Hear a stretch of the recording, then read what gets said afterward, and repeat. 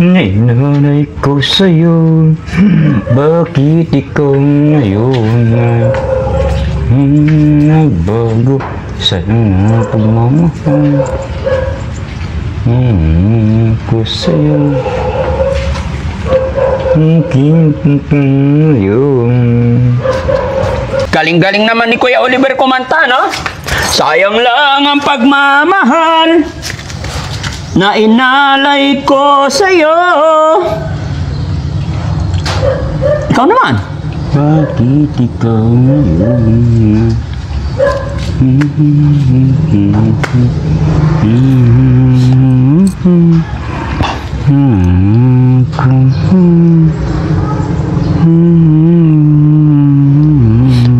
Diba mga kababayan? Ramdam nyo na po ba yung pagbabago? Nakakaintindi na, sumasagot na. Kumbaga nagre-response na siya sa mga sinasabi natin. Unti-unti, no? Kaya maraming salamat mga kababayan. Ito yung sinasabi ko na kunting tiis lang po. Ano't ano man ang kanilang pinagdadaanan, ano't ano man ang kanilang kalagayan. Isa lang po ang aking masasabi mga kababayan. Sila pa rin ay anak ng Diyos. At alam ko, mahal sila ng Panginoon. At kung ano man nangyari sa kanila, hindi po nila ginusto yan. Kaya mga kapatid, mga kababayan, wag po natin silang husgahan. Yung mga taong may pinagdadaanan. Bagkos, kung ano yung pwede nating itulong, tulungan natin sila para makaahon sila sa kanilang kinalulugmukan na lugar. No? Napakahirap isipin kung titignan natin, talagang iisipin parang imposible kasi talagang nawala sa sarili. Pero kung gagawa ka ng paraan, paunti-unti, lumalaki ang tsansa. Kagaya ng nangyari. Kung doon sa lugar nila, mga kapatid niya, 6 na kapatid, 6 sila mga kababayan, nawalan sila ng pag-asa kaya ikinulong na lang. Pero nakita mo ngayon ang mangyayari. Unti-unti na siyang nagre-response sa mga pakiusap, mga sinasabi natin. Kuya Rizky, lagyan natin ng betadine yung paa niya para ano? O, no? Tsaka si Kuya, si Kuya Bostax. O, lagyan natin ng gamot yung paa. Yan. Huwag niyo masyadong apersahin, ha? Dahan-dahan lang. Okay na yan, bro. O, dyan. Okay, ganyan mo lang. Recall mo na. O, dyan lang, ganyan lang. Hawak pa. Huwag mo na persahin, bro. Okay na yan. Hawak lang, hawak. Ayan, okay na yan. Ayan mo na. Oh, hip. Ihipan mo na lang. Mamaya na yung betadine. Patuyuin natin konti. Oh, mamaya konti. Hindi, ibuka mo konti. Huwag mong Open. Para matuyo. Yan, ganyan lang. O, dahan-dahan lang, Rizky. Yan. Ganyan lang. Oops. Yan, ganyan lang. No, ganyan lang. Para matuyo yung sugat mo. Open mo para mahangin. Tapos, ito laging pagalain, pagapangin para... Kasi dati, nakakulong. So, nandyan lang. Pero dito, maluwag. Pupunta doon, pupunta dito. Siguro, may exercise tong mga tuhod niya. Buka mo, bro. Yan, buka mo. Huwag makulit, ha? Yan. O, ganyan lang. Paano ka gagaling yan? Tapos, pagkatapos ng betadine, kakain na, ha? Okay. Kain na ng almusal. Hipan mo. Ihipan mo para hindi mangang. Yan. O, pwede na lagyan, bro. Lagyan mo. Aray ko na. Hindi. Dahan-dahan. Ito mo munang umara. Hindi yung masakit. Kunyari lang yun. Kunyari lang masakit. Hindi, sa takip kaya, bro. Opya. Kunyari lang masakit. Yan. Oh, very good. Oo, di ba? Oh, wala na. Oh, sa kabila naman. Open mo. Ihipan mo. Open mo konti. Yan. Ay, iniihipan niya. Paano gagaling? Aray ko, nasakit na. Hindi yan masakit. Ihipan mo. Very good. Ipasok natin konti kasi maambon. Hawak ka. Hawak. 1, 2, 3. Hawak. Okay. Yeah.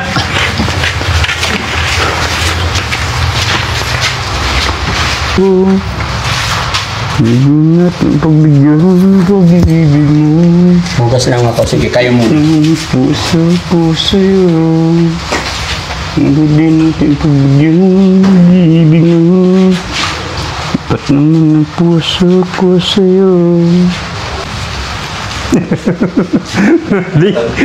Ayaw na. Tigo naman dyan. Alam, nagtigil dito bago na. Dalang nara. Jaga na dyan ko. Ayaw ko. Di ko magtaka dyan. Dyan. Ni Fernando, ni pa. Ni Boy na pera aja. Nag-iims ng tabako. Nagkwagar ni ko ako. Hindi ko magtakot. Diretso daw sa basura.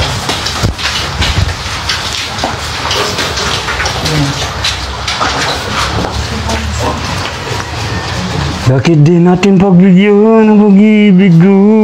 Tapat naman ang puso ko sa'yo. O, kain ka muna. Dito, harap ka dito. Marunong ka na. Yeah. Anya, Toy? Anya? Ha? Ano? Yan na nga. Dinardaraan? Dinuguan. Dinuguan. Tsaka itlog. Ganito lang mga kababayan, may gulay, may itlog, konting karni. Kunti-kunti lang bibigay namin. Kasi pag napasobra yung pagkain namin mga kababayan, yung first day niya, sinusukan niya. Kaya unti lang binibigay namin. Pero maya't maya binibigyan. Lunch, breakfast, ito breakfast. And then mamayang lunch. Pero konti-konti lang gaya na aking sinabi. Tapos dinner. Yan. Mamaya na lang ulit, papalitan ng pampers. Mamaya bago siya matulog.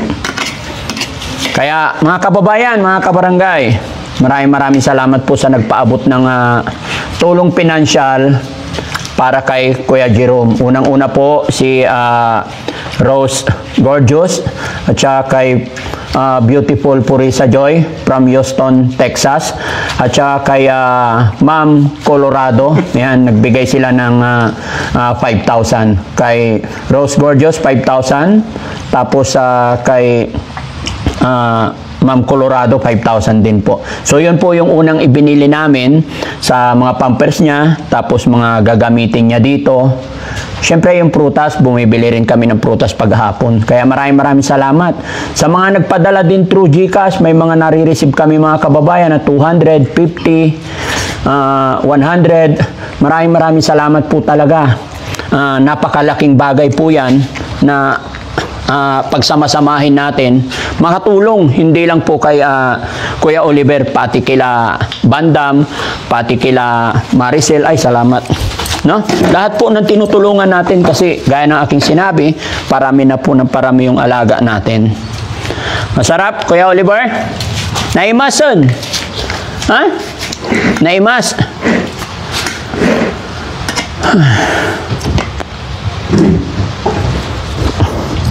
Tsaka mga kababayan, magre-remind po ako, mag-iingat po kayo sa mga fake account yung mga naglalagay, nagpo-post ng, nire-repost nila yung mga upload ko, gagamitin nila, sabi nila mag-yes ka lang, magkakaroon ng 50,000. Diba? Maraming mga fake account, huwag po kayong maniniwala. Yung mga nagsasabi na padadalhan ka ng bigas, mga nagsasabi na nanalo ka, mga nagsasabi na isa ka sa napili namin, huwag po kayong magpapaniwala doon mga kababayan. Mag-iingat po kayo sa mga fake account. Ang daming gumagamit ng picture natin. No? Ayan mga kababayan, kung natatandaan nyo, unang dating namin dito ni Kuya Oliver, may sipon siya. Pero ngayon, awa ng Diyos, wala na po. Tapos nung unang dating niya, basang-basa yung sugat niya dito sa binti. Pero ngayon, dahil pangalawang araw na nalagyan natin ng betadine, natutuyo na. Ang daming pagbabago unti-unti. Kung noon, pag ililipat namin, bubuhatin talaga siya. Pero kanina, nung papaliguan, talagang gumapang siya. Kung saan yung sinabi ko, doon yung pupunta niya, sumusunod na siya. Pero ang talagang mapapasunod na to't gagaling na pagka napainom na natin siya ng tamang gamot, ma-check na siya ng psychiatrist para may bagyan ng angkop na gamot para sa kanya. Yun yung pinakahihintay natin, no? At muli po, ako'y nagpapasalamat sa mga kababayan natin na nakikipag-cooperate kay Daddy Frankie, nakikipagtulungan. Sa mga taong nagsishare ng mga upload videos natin, maraming salamat. Isa na rin po dyan, ang kaibigan natin na si Ballpoint Man. Shoutout sa'yo, Ballpoint Man. Maraming salamat sa'yo. Nang dahil sa pag-reach out mo kay Daddy Frankie, eto na siya ngayon. Yung inilapit mo sa amin, eto na, unti-unti nang nagbabago. At nawa, tuloy-tuloy, nagabayan tayo ng ating Panginoon na maging maayos para makabalik siya at mapagsimula siya sa kanyang maayos na pamumuhay. Di ba, Kuya Oliver? Masarap?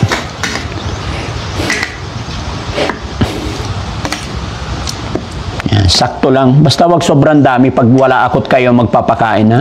Maganda yung ubos na ubos niya, wag yung sobra. Very good. Kasi yung mga ganito, kahit gaano kadami pipilitin nilang kakainin. Kahit alam nilang busog na. Kasi yung thinking niya, nagugutuman eh. Pero later on, isusuka niya. Di ba? Galing. Tapos huwag kayong, doon sa kulungan pag wala ako, huwag kayong mag-iiwan ng may plastic, ah. Munguyain niya eh. Plastic. So ayan mga kababayan, mga kabarangay, muli po ako'y pansamantalang magpapaalam sa inyo. Abangan nyo pa po yung mga susunod na kaganapan dito sa shelter ng Team Daddy Frankie.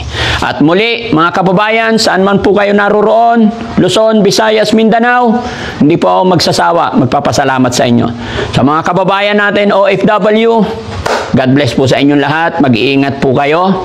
Doble ingat, ingatan natin ang ating katawan. Alam ko po, ang kalagayan ng nasa malayong lugar, nasa ibang bansa, wala pong mag-aalaga ng ating sarili, kundi tayo. Kaya doble ingat, iwasan natin masyadong magpuyat. No? Sa mga kababayan din natin na nasa ibang bansa, lalong-lalo na sa mga sumusuporta talaga at nagpapadala ng pagmamahal kay Daddy Frankie, mag-ingat din po kayo mga kababayan. At syempre sa Team Rise Above, headed by Tita Honey S, thank you so much po. No? Sa lahat na nandyan sa premiere, maraming salamat po. Hindi ko na po kayo maisa-isa, pero nakikita namin ang suporta ninyo. Kaya lubos pa sa salamat ng inyong lingkod, ganun din sa aking team, sa aking mga kasamahan. Lagi kong sinasabi, hindi po magagawa ng isang Daddy Frankie, hindi po magagawa ng Team Daddy Frankie ito kung hindi sa suportan ninyo. Kaya magandang gabi po sa inyong lahat. Shoutout po. God bless. Ay, inom ka tubig. Kagandahan dito mga kababayan, hindi po siya mahirap pakainin. Habit niya kumain. Kumain, tumae. At saka ito pa, pagbabago mga kababayan. Kung nung unang gabi niya rito, hindi siya umihiga. Nakaupo lang na natutulog, sasandal lang. Pero kanina umaga, chinek ko, nakahiga na siya. Di ba? Naibibend na niya yung likod niya. So yun yung mga pagbabago, paunti-unti. Maraming salamat. God bless po. Thank you. Yun yung nakasanayan niya talaga sa pagkain. Wala talagang ititira. Kahit kunti.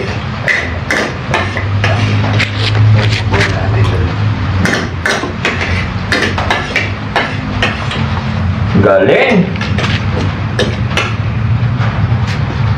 Okay na. Tago na. Very good.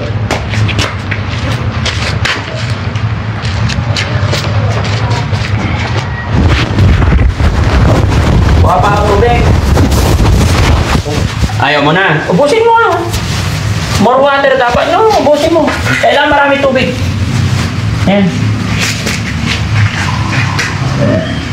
Para lalakas. Meron pa.